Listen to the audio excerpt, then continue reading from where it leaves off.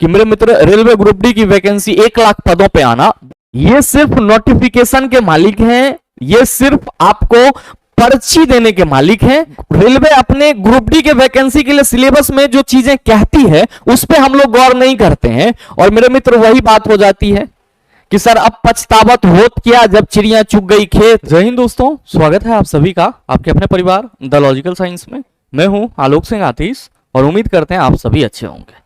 मेरे मित्र लगातार आप सभी अभी YouTube पे एक थंबनेल देख रहे होंगे कि ग्रुप डी में लगभग 1 लाख की वैकेंसी आने वाली है, 1 लाख पदों पे नई बहाली आने वाली है, और कई सारे छात्र लगातार मैसेज करते हैं कि गुरुजी क्या ग्रुप डी में 1 लाख की वैकेंसी आएगी।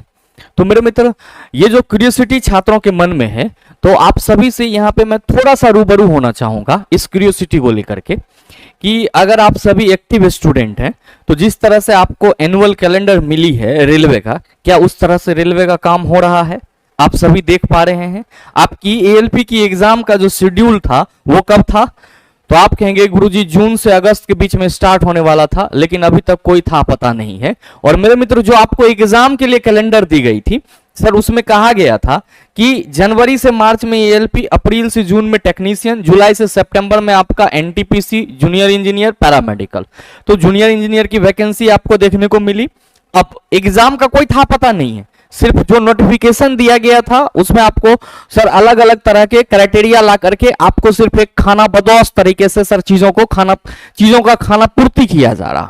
दूसरा कि सर एग्जाम ग्रुप डी वाली जो थी उसके लिए ये नोटिफिकेशन था कि अक्टूबर से दिसंबर के बीच में आ जाएगी। तो मेरे मित्र इसमें तो अभी टाइम है, लेकिन इसी बीच में आप सबों के सामने ये एक थंबनेल लगातार मिल रहा है कि 1 लाख वैकेंसी आ जाएगी, और इसीलिए मैंने लिखा कि असंभव है चला।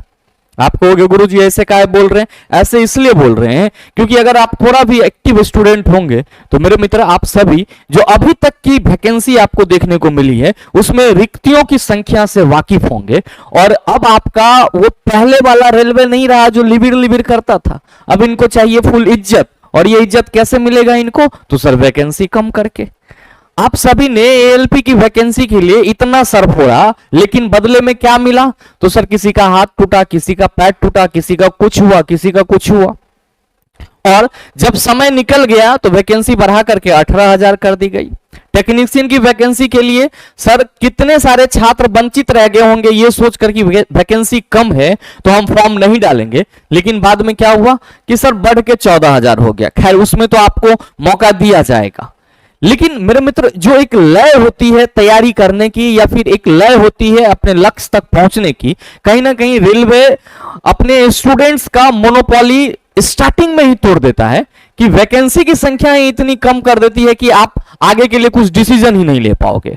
और जितनी भी आपको नोटिफिकेशन देखने को मिली है उस हिसाब से यह आप अंदाजा लगा सकते हो कि मेरे मित्र रेलवे ग्रुप डी की वैकेंसी 1 लाख पदों पे आना बड़ा ही असंभव सी बात है। इसलिए असंभव सी बात है क्योंकि रेलवे नया नया पैंतरा लागू कर रहा है। चीजें जो सुलझी हुई थी उसको वो अनसुलझी तरीके से एक पहेली बना रही है। और जो एक सबसे बड़ा भय रेलवे अपने सभी छात्रों को दे रहा है वो किस चीज का है? तो रेलवे में फॉर्म डाल दो तो वो 5 वर्षीय योजना हो जाएगी। ये सिर्फ नोटिफिकेशन के मालिक हैं, ये सिर्फ आपको पर्ची देने के मालिक हैं। बाद बाकी आप इस आशा में कि हमारी रेलवे में नौकरी लग जाएगी अपना जीवन व्यतीत कर दो, उससे इनको कोई मतलब नहीं। आगे आने वाले समय में क्या होगा किसी ने नहीं देखा है। इवन सर अगले मिनट क्या होगा किसी ने नहीं देखा है। तो कोई भी छात्र या कोई भी एस्पिरेंट्स 5 साल किसी वैकेंसी के लिए इंतजार करे, ये तो सर एक हद हो जाती है। खैर ये रेलवे का अपना मसला है, लेकिन मेरे मित्र जो आपको लगातार नोटिफिकेशन के माध्यम से, वीडियोस के माध्यम से ग्रुप डी के पदों पर 1 लाख वैकेंसी की संभावना जाहिर की जा रही है वो बिल्कुल ही आपका गलत है। हमें तो नहीं लगता है कि ग्रुप डी में आपको 1 लाख पद पे बहाली देखने को मिलेगी। बाकी अगर आपको लगता है तो नीचे कमेंट करके जरूर बताइएगा। अच्छा, ग्रुप डी में जो भी पद आएगी, चूंकि एनुअल कैलेंडर में दिया गया है, अगले साल का तो कोई पता नहीं, लेकिन इस साल तो मेरे मित्र आपका अक्टूबर दिसंबर तक ग्रुप डी की वैकेंसी देखने को मिलेगी, क्योंकि इन्होंने अपने नोटिफिकेशन में कहा है। हाँ, वैकेंसी की संख्या कितनी होगी ये फिक्स नहीं है, लेकिन नोटिफिकेशन आपको अक्टूबर तक जरूर देखने को मिल जाएगी। तो मेरे मित्र वैसे सभी छात्र जो रेलवे ग्रुप डी को पर्पस करके अपने एग्जाम की तैयारी कर रहे हैं, तो मेरे मित्र थोड़ा सा आप सिलेबस से रूबरू हो लीजिएगा। आप कहेंगे गुरुजी फिर से आप ऐसे काहे बोल रहे हैं, हम लोग तो सिलेबस जान रहे हैं रेलवे सिलेबस क्या है, ग्रुप डी का सिलेबस क्या है, मैथ, रीजनिंग, साइंस सब जान रहे हैं।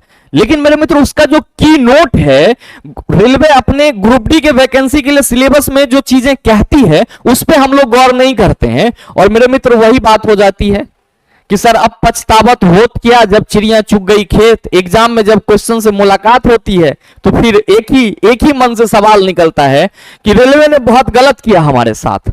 जबकि मेरे मित्र आपकी सबसे बड़ी कमजोरी क्या रही कि सर हमने तो सिलेबस को उस हिसाब से देखा ही नहीं, सर वीडियो के माध्यम से सुन लिए कि मैथ, रीजनिंग और साइंस पढ़ना है, हमने मैथ, रीजनिंग और साइंस पे काम करना शुरू कर दिया। मेरे मित्र किसी भी एग्जाम को करेक्ट करने के लिए याद रखिएगा सिलेबस बहुत ही महत्वपूर्ण होता है। बगैर सिलेबस को देखे आप सर उस एग्जाम से संबंधित जो तैयारी है उसका आप श्री गणेश कर ही नहीं सकते, और अगर कर रहे हैं तो आपको खुद नहीं पता चल रहा है कि हम क्या पढ़ रहे हैं और हमको क्या पढ़ना चाहिए था। तो मेरे मित्र अगर आप रेलवे ग्रुप डी की तैयारी कर रहे हैं तो वैकेंसी की संख्या को छोड़ते हुए आप ये इस चीज से आश्वस्त रहो कि आपका वैकेंसी के रिगार्डिंग जो नोटिफिकेशन होगा वो अक्टूबर में देखने को मिल जाएगा। इसीलिए आप अपनी तैयारी को सर अभी से स्टार्ट कर दो। और याद रखिएगा कि एग्जाम के नोटिफिकेशन आने के बाद, एडमिट कार्ड आ जाने के बाद तैयारी नहीं होती है, तैयारी सर प्री प्लान्ड होती है। और अगर आप अपने लाइफ में किसी भी चीज के लिए, किसी भी गोल के लिए प्री प्लान्ड नहीं है तो मेरे मित्रों वो चीजें आपसे नहीं होगी, और अगर होगी भी तो एक लंबा समय लगेगा। और बहुत सारे छात्र जो रेलवे ग्रुप डी में असफल हुए हैं, कहीं ना कहीं वो तो सारी चीज जान रहे होंगे, लेकिन मेरे मित्र आप अपने असफलता के पीछे के कारण को भी ढूंढिए कि हमें सर पिछले एग्जाम में असफलता क्यों मिली। रीजन आप क्या देखेंगे कि सर क्वेश्चन जो पढ़ के गए थे वो नहीं मिला, मतलब जो सिलेबस दिया था वो नहीं समझे। कहां गलती होती है तो थोड़ा सा हम लोग डिस्कस कर लेते हैं एग्जाम पैटर्न पे। चला ध्यान दीजिएगा कि जो ग्रुप डी की एग्जाम होनी है उसमें सर आपको 90 मिनट का समय दिया जाएगा, जिसमें जनरल साइंस के 25 क्वेश्चन पूछे जाएंगे, मैथमेटिक्स के 25 क्वेश्चन होंगे, रीजनिंग के सर 30 क्वेश्चन होंगे, और सर अवेयरनेस और जो करंट अफेयर होगा आपका उसके सर 20 क्वेश्चन होंगे। टोटल आपका 100 क्वेश्चन पूछा जाएगा। और मेरे मित्र ये जो आपका एग्जाम पैटर्न है ये कब का है सर? 2019 में जो पिछली वैकेंसी आई थी उसकी है। और हमारे कई सारे छात्र कहां पे फेल हुए तो सर जो जनरल साइंस था यहीं पे फेल हो गए। जब हम लोग एग्जाम हमारी स्टार्ट हो गई तब हमें पता चला कि क्वेश्चन जो है साइंस के वो एनसीईआरटी एग्जाम्पल और एक्सरसाइज से आ रहे हैं, तब तक बहुत देर हो चुकी थी मेरे मित्र। हाँ, मैथमेटिक्स और जनरल इंटेलिजेंसी एंड रीजनिंग, चूंकि छात्र एसएससी की भी तैयारी करते हैं, एसएससी की भी परीक्षा देते हैं, तो कहीं ना कहीं उनका लेवल ठीक ठाक था। General awareness and current affairs भी ठीक ठाक था। सर साइंस में क्या हुआ? गच्चा खा गए। काहे सर खा गए? तो हम लोग तो सर पिछला पैटर्न पे तैयारी करे थे, पूछ दिया अगला पैटर्न। जबकि मेरे मित्र आप सभी जो कह रहे थे कि रेलवे हमारे साथ धोखा किया है, रेलवे ने आपके साथ धोखा नहीं किया था। रेलवे अपने नोटिफिकेशन के सिलेबस में इस चीज को पूरे ही गहराई के साथ मेंशन कर दिया था कि जो आपकी सिलेबस होगी वो अकॉर्डिंग टू सीबीएसई होगी। और मेरे मित्र आप लोगों से आप ये कह सकते हो कि ये भूल थी जो उसको नहीं देख पाए। अगर हम बात करें सर इन सभी सब्जेक्ट के जो सिलेबस या टॉपिक रहने वाले हैं, तो मेरे मित्र जरा सा गौर फरमाइएगा, ये भी आपका 2019 का sir railway group D exam का सिलेबस का पैटर्न है, जिसमें क्वेश्चन टाइप और सिलेबस की चर्चा की जा रही है। और कहा जा रहा है कि क्वेश्चन आपका ऑब्जेक्टिव होगा, यानी कि मल्टीपल चॉइस क्वेश्चन। ये बात आप सभी को मालूम है। और मेरे मित्र आप सभी मैथमेटिक्स का सिलेबस देख सकते हैं, वही था जो आप पढ़ के गए थे। Sir general intelligence and reasoning का सिलेबस देख सकते हैं, वही था जो पढ़ के गए थे। जनरल साइंस सर वही था जो हम पढ़ के गए थे। और मेरे मित्र यहीं पे परेशानी हुई थी, क्यों? क्योंकि इसके नीचे के जो चीज है उसको आपने नहीं देखा था। The syllabus under this solve cover physics, chemistry and life science of 10th standard level CBSE. मेरे मित्र ये जो सीबीएसई था इसको सभी छात्रों ने हल्के में लिया था। इस सीबीएसई शब्द को सभी छात्रों ने हल्के में लिया था। और उस वक्त जो भी चीज आपके पास मिल रही थी वो सब के सब नॉर्मल पैटर्न के अकॉर्डिंग मिल रही थी। जबकि कई छात्रों को तो ये पता भी नहीं था कि सीबीएसई में सर एनसीईआरटी अगर पढ़ना होता है तो एनसीईआरटी एग्जाम्पलर नाम की भी कुछ चीज होती है। और रेलवे ने यहीं से जज्बात बदल दिया। आप बहुत मेहनत किए न्यूमेरिकल पे, थ्योरेटिकल पे, फिजिक्स पे, केमिस्ट्री पे, बायोलॉजी पे, लेकिन जो लैंग्वेज ऑफ क्वेश्चन था वो क्या था sir? NCERT exemplar cut copy paste था। तो तो दिक्कत कहां हुई सर, हम सीबीएसई पैटर्न को फॉलो ही नहीं किए थे। तो मेरे मित्र, किसी भी एग्जाम को करेक्ट करने का जो सबसे बेस्ट मेथड है वो है सर, पहले नो योर सिलेबस। पहले आप अपने सिलेबस को जानिए, सिलेबस में क्या क्या रहा है सर उसको समझिए। और अगर इसको नहीं समझ रहे हैं तो आप लाख तैयारी कर लीजिए। आप लाख कहेंगे हम ये कर लिए वो कर लिए, मेरे मित्र आपको क्या मिलेगा बाद में, ढाक के 3 पात।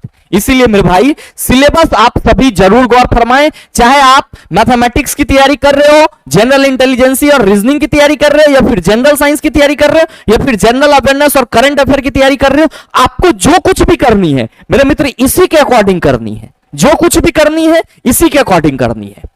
जो इसमें कहा जा रहा है उस पे सर जरूर संज्ञान लेना है। और मेरे मित्र, एक बार बस इस चीज को फॉलो करके देखिए, आप जब एग्जाम में बैठेंगे तो आपको खुद पता चलेगा कि सर ने क्या बोला था और हम क्या पा रहे हैं। और साथ ही मेरे मित्र, उम्मीद करते हैं कि आपके अंदर जो ये क्यूरियोसिटी थी कि गुरुजी वैकेंसी 1 लाख पदों पे आएगी, कहीं ना कहीं ये क्यूरियोसिटी खत्म हुई होगी। रेलवे के पिछले सभी वैकेंसी की संख्या को देखते हुए आप ये अंदाजा लगा सकते हैं कि आपकी वैकेंसी कितनी रहने वाली है। साथ में अगर आप तैयारी कर रहे हैं तो मेरे मित्र, तैयारी के लिए बेस्ट मेथड मैंने आपको बता दिया। पैटर्न आपका यही रहने वाला है, सिलेबस आपका यही होगा। अब अगर नया नोटिफिकेशन में कुछ चीजें बदलती है तो जाहिर सी बात है कुछ चैप्टर्स बदलेंगे, तो नए चैप्टर को एड ऑन कर लेंगे। ऐसा थोड़ी है कि ये सभी चैप्टर पुराने हैं, ये सभी आपके नए हैं। ये सभी चीजों का शब्दावली जो होगा यही होगा, बदल नहीं जाएगा। तो चीजें तो अपडेट होते रहती है, लेकिन मेरे मित्र सिलेबस आपका, आप कहेंगे सर लगातार अपडेट नहीं होगी। एक बार अगर स्क्वायर रूट निकालना हमने सीख लिया तो अब नए तरीके से कुछ भी सवाल पूछा जाए हम आसानी से सॉल्व करेंगे। तो सिलेबस पे जरूर फोकस कीजिए। और साथ ही आपकी जानकारी के लिए यह भी बताना चाहूंगा कि कोई भी छात्र अगर आगामी रेलवे ग्रुप डी भर्ती परीक्षा, या मैं तो कहता हूं कि रेलवे के किसी भी एग्जाम के लिए अपने साइंस को बिल्कुल बेसिक से एडवांस लेवल तक कंप्लीट करना चाहते हैं, तो मेरे मित्र आप सभी का स्वागत रहेगा सर हमारे साथ द लॉजिकल साइंस एप्लीकेशन पे। ध्यान रखिएगा, द लॉजिकल साइंस एप्लीकेशन को आप गूगल प्ले स्टोर से डाउनलोड कर सकते हैं। और वहां पे आपको सर क्या मिल जाएगा sir, science special live batch मिल जाएगा, जिसमें मेरे मित्र जो आपको कंटेंट दिए जाएंगे वो पूरे के पूरे एनसीईआरटी अकॉर्डिंग टू सीबीएसई होगी। और मैं जितनी भी चीजें आपके सामने रखता हूं, चाहे कोर्स के माध्यम से, यूट्यूब के माध्यम से, आप ये हमेशा आश्वस्त रहिएगा कि जो चीजें आपको मिलती है वो अकॉर्डिंग टू एनसीईआरटी और अकॉर्डिंग टू सीबीएसई मिलती है। इसलिए मिलती है कि सर हमने सीबीएसई को टीच करा है, हमने सीबीएसई छात्रों को पढ़ाया है, एनसीईआरटी हमने पूरा का पूरा सर 6 से लेकर के 10 तक को उकेरा है। तो हमें अंदाजा है कि जो क्वेश्चन है वो आपके किस कंसेप्ट से रिलेबल होंगे और कहां से क्वेश्चन पूछे जा सकते हैं।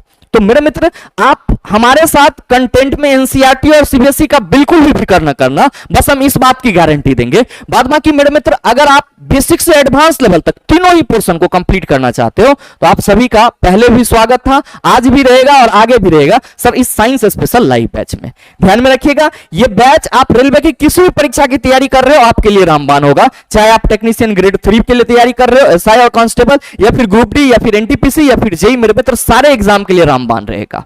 ध्यान में रखिएगा, लाइव प्लस रिकॉर्डेड दोनों होगा। और इस बैच से संबंधित और अधिक जानकारी चाहिए तो मेरे मित्र इस नंबर पर आप कॉल या व्हाट्सएप कर सकते हैं।